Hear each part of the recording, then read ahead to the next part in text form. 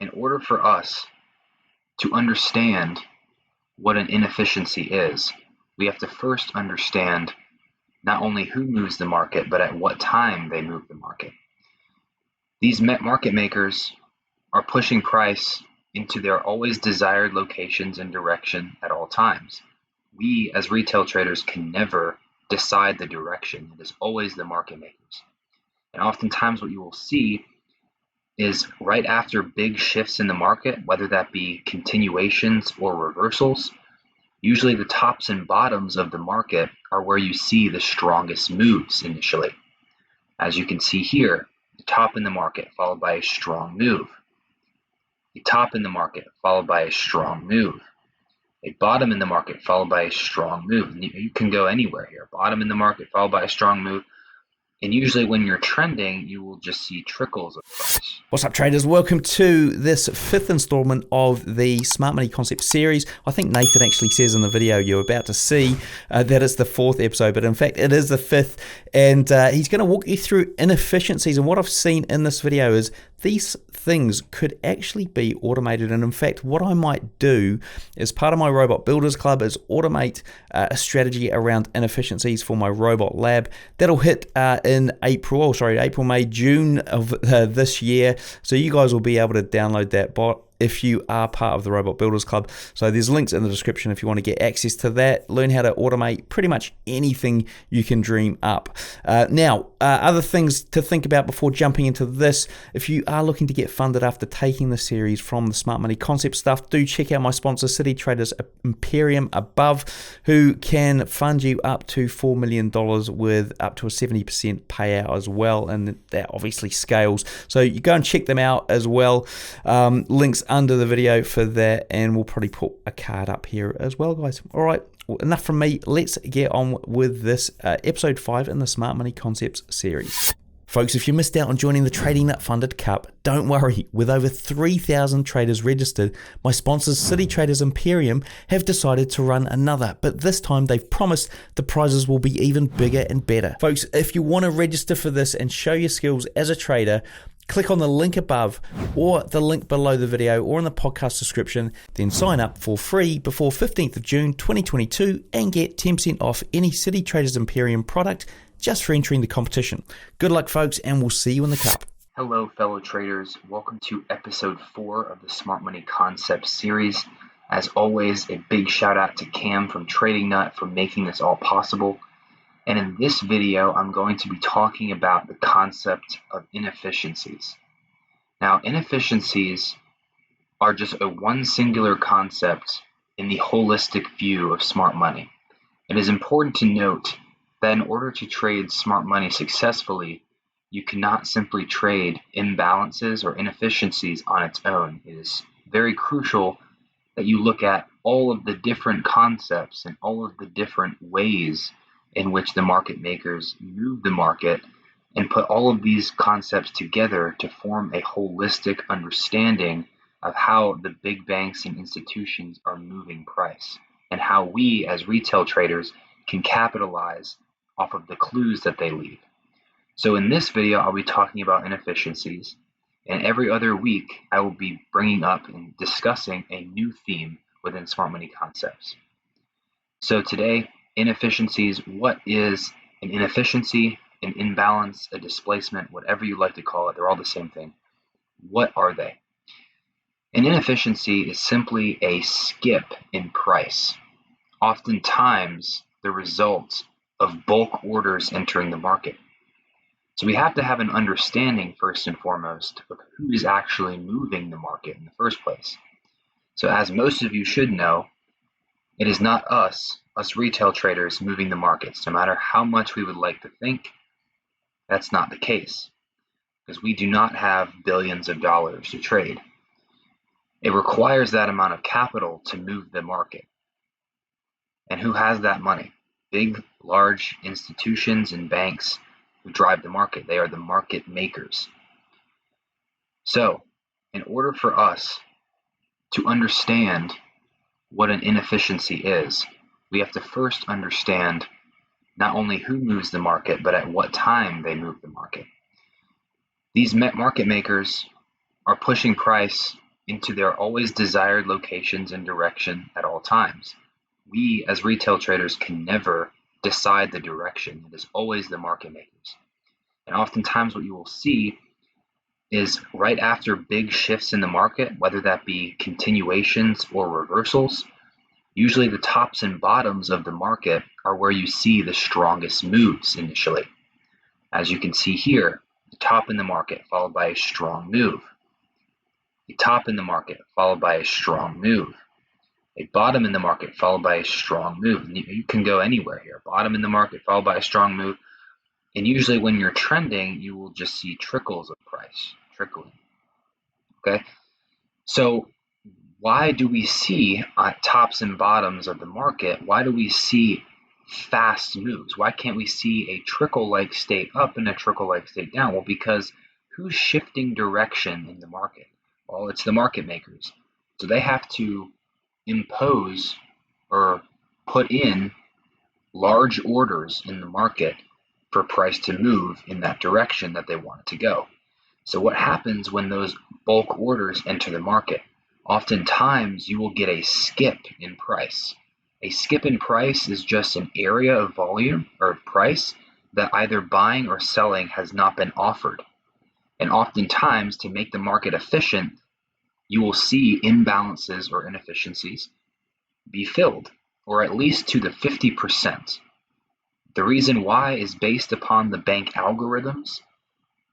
They usually come up to at least the 50% or the mean threshold. Sometimes the actual full fill at the full fill of the imbalance before continuing. So I will dive into a few examples. I have one USDCAD example and two EURUSD examples, all of which were discussed in our VIP at one time or another. So diving into USDCAD, it is always important and prudent for us to look at market structure before we can highlight or identify any key concepts. Market structure plays the most important role when determining the direction of trend, obviously. So we will zoom out and go to the 4-hour here. Okay. So we are in a bullish market, counter trend. Overall bearish market, but between May 13th, 2021 and current price today, we're in a bullish trend. Now, I know I say all the time, trade with the trend. However, there are trends on different time frames. You will have a long-term bearish trend. You will be waiting years or even decades to identify an area to play off of to actually go short again. Unless you're a position trader, usually you don't really care too much about the monthly or weekly time frame trend overall. It is important to note the weekly and monthly time frame candles, but not necessarily the overall trend.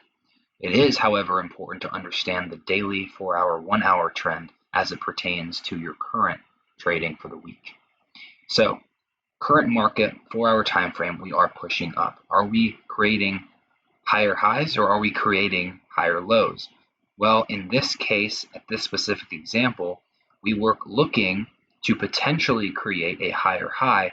However, we also know that based upon our level of interest, which was marked up way before price even came here, we had an unmitigated candle.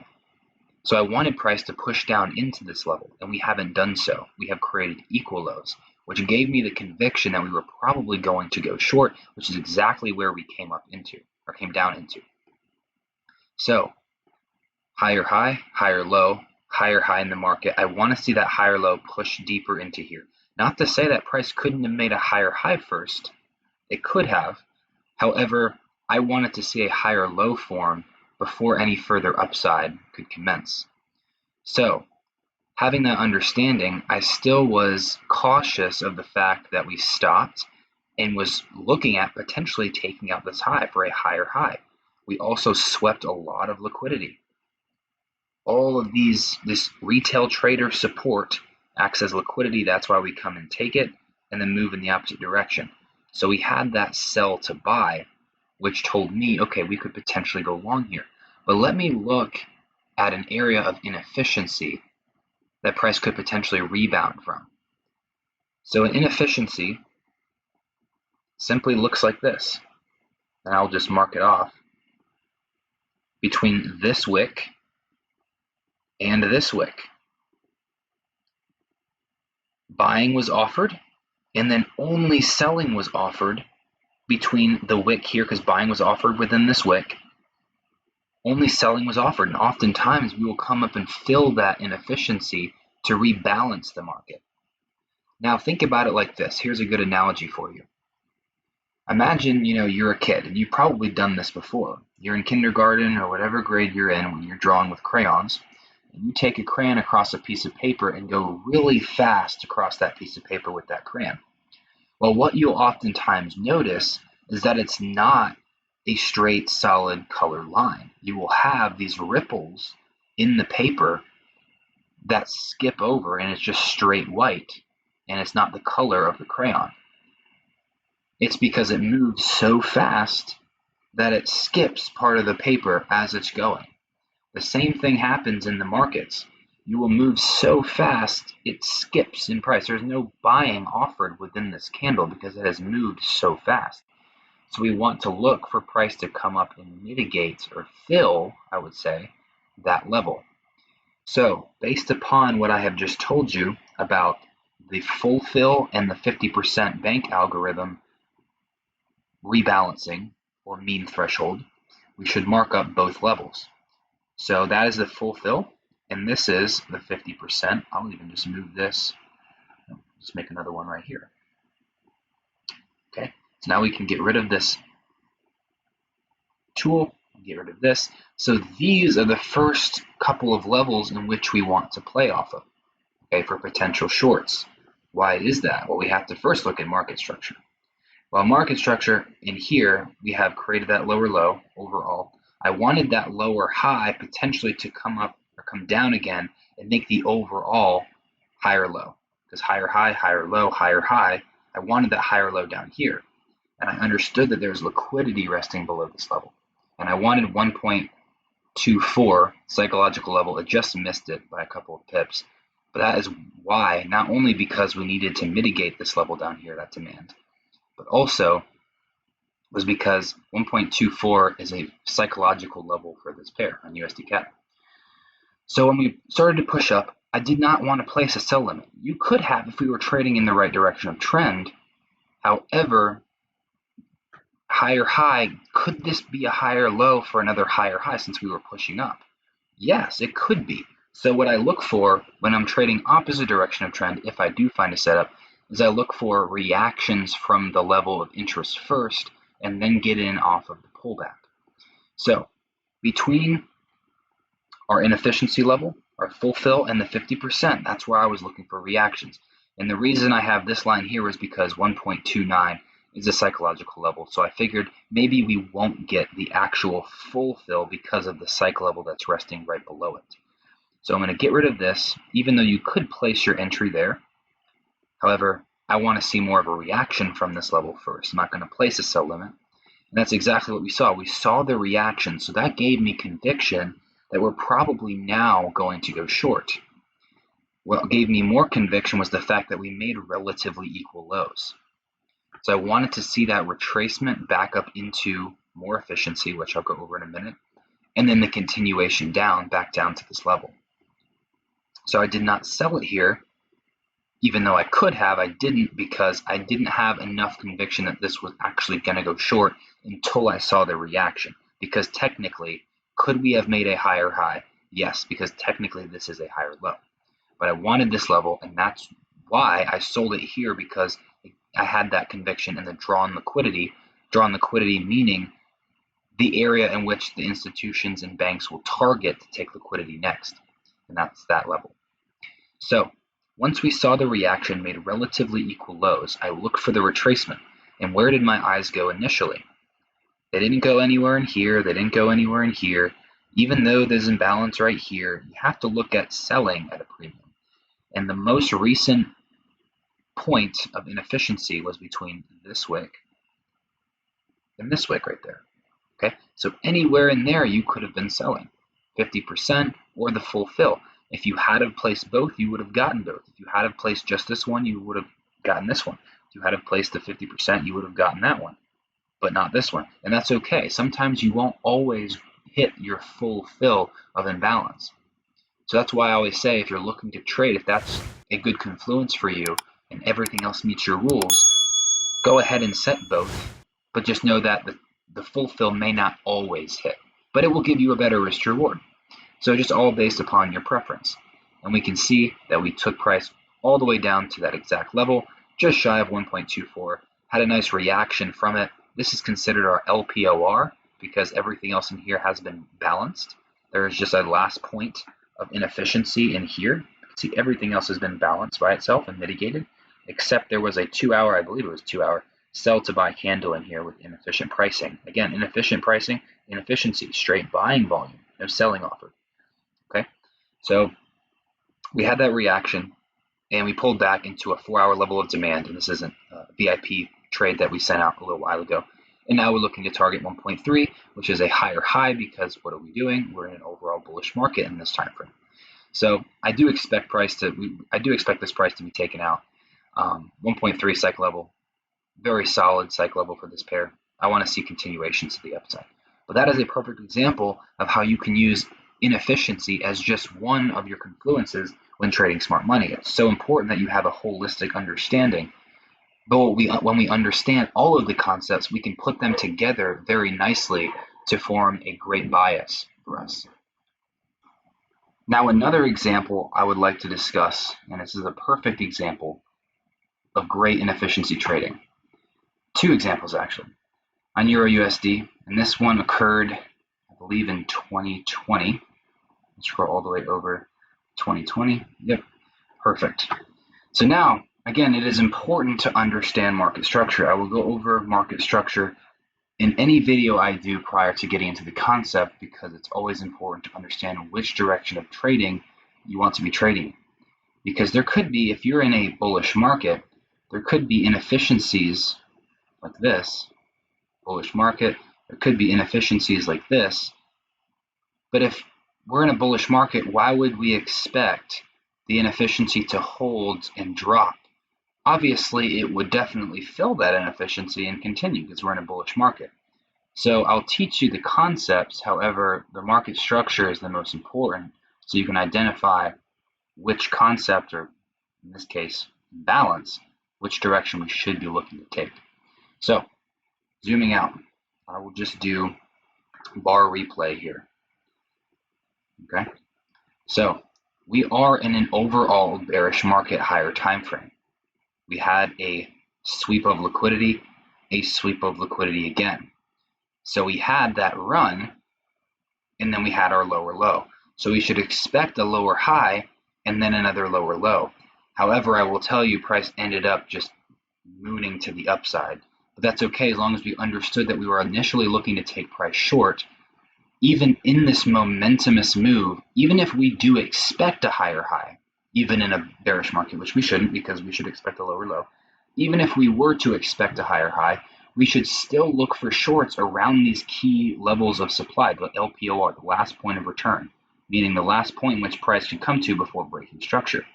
So we should always be looking to sell at a premium and always looking to buy at a discount. So even if we were in a bullish market and looking to sell this, we'd have to have additional confluences, obviously, but we could still sell if we get all of our confluences met. We could sell into a level of demand. We wouldn't make a lower low. We wouldn't target that, because that wouldn't be the overall direction. We would target a more recent area of demand or imbalance fill.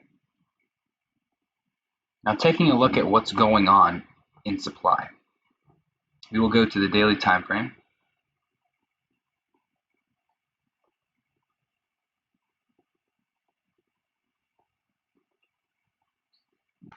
Actually, I believe it was a 4-hour time frame. Excuse me, guys, I'm sorry. There we go, 4-hour. It was the 4-hour. So we were looking at potentially looking for price to start to slow down around this level. This is the level of supply, specifically the imbalance between this wick and this wick. Everything else really has been filled. This has been mitigated. Imbalance has been filled here. Imbalance has been filled here. And everything has been taken care of, except for this level here. So once price decided to come all the way back up here, I was looking for potential reactions, not going to set a sell limit, but I was looking for potential reactions, and if we got the reaction, maybe a formation for a sell would present itself. So I'm going to extend this all the way over, and I'll show you exactly where we came into. So I didn't place a sell limit here. You could have, and you would have made a lot of money. However, I didn't. I wanted to wait for the reaction because we were so bullish coming up into this level. Very low resistance. So once we decided that price was, well, once the market makers decided, okay, we're going to now take the short, we're going to retrace a little bit before, continuing along, which we did. We broke counter trend structure. We have closed below the body closures here, making this counter trend bearish. So we should be looking for price to pull back and make another lower low, which is exactly what we did here. Lower high again, and I'll tell you what's going on here in a little. And then we decided not to make a lower low, and that's okay. Market ended up just continuing up, and that's what happened. But we would expect a lower low from this level. So we closed below prior structure, making this counter trend bearish. So where is our point of interest? Well, you could have a point of interest here, which we did at the time, but you could also have a point of interest here. Imbalance between this wick and this wick. We allowed buys in here, but they didn't allow buys in here. It wasn't offered, I should say, because of the strong bulk orders that entered into the market. And oftentimes, with inefficiencies, or most of the time, they're always filled. And that's exactly what we had here. So I will take a deeper dive into this level. Now, you could easily just have placed your entry here at the full fill, or maybe the 50% if I mark it off between this wick and this wick. So 50% about right there, which is still fine. You still would have gotten in. But you would have had to have placed stop above the candle, because this is technically within a wick is buying and selling, hence buy to sell. So we can either place our entry here straight up, which wouldn't be a bad idea, place stop above here, and or look at reactions from the imbalance and potentially take a lower time frame entry. So I will mark off the low, and I will mark off the 50%, which is about right here. Now I will go into bar replay of what we're looking at right here.